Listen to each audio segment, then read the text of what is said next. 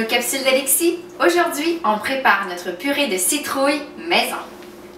La première étape, ça va être de couper notre citrouille. Donc, si vous avez une citrouille de taille normale, pas comme la mienne qui est gigantesque, vous pouvez la couper en 4.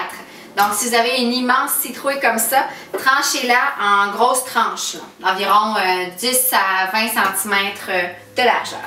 Donc, je vous invite à nettoyer les tranches de citrouille avec un couteau. Comme ça, on va enlever toute la partie qu'on ne veut pas, c'est-à-dire fibreuse, et les graines de citrouille. Donc, tout ça, on retire ça.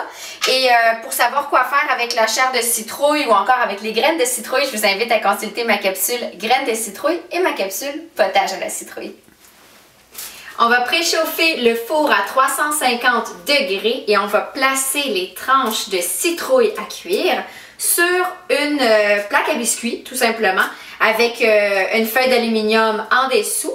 Et on va évidemment recouvrir vraiment pour que la citrouille cuise un peu à la vapeur, en quelque sorte, qu'il n'y ait pas de sortie d'air. Donc, on emprisonne notre citrouille dans l'aluminium et on se retrouve après. Voilà, la citrouille est bien emprisonnée dans l'aluminium. En fait, ce qu'on veut éviter par là, c'est que la citrouille sèche. Alors, on enfourne.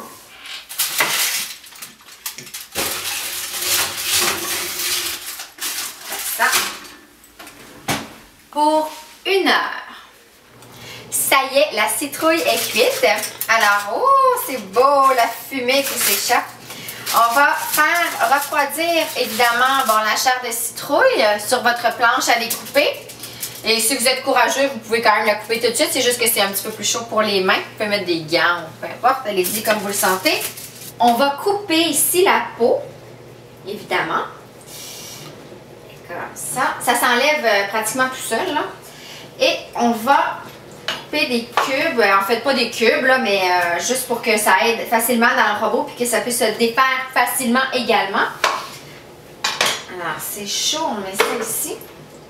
Là, l'idéal, c'est de ne pas rajouter d'eau ou d'en rajouter très peu. Donc, si jamais votre robot n'est pas capable de réduire la chair de la citrouille en purée, c'est soit parce qu'elle n'est pas assez cuite ou parce que vous devez rajouter un tout petit peu d'eau. On se parle d'une cuillère à soupe ou 2 approximativement.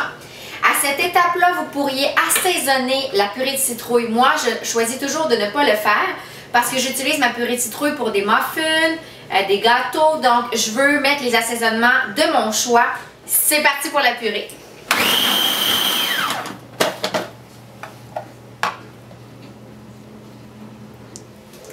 On va congeler ça intelligemment, c'est-à-dire que vous connaissez les quantités de purée de citrouille qui sont nécessaires pour vos recettes préférées.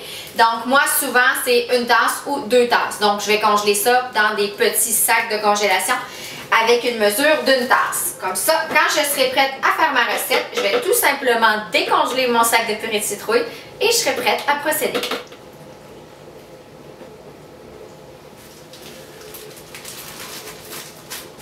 Wow! C'est tellement beau. Belle couleur orange. Congelez ça à plat comme ça. Dans votre congélateur, vous allez en avoir plein. Vous allez être bon pour toute l'année, pour vos muffins, vos pains. C'est fantastique.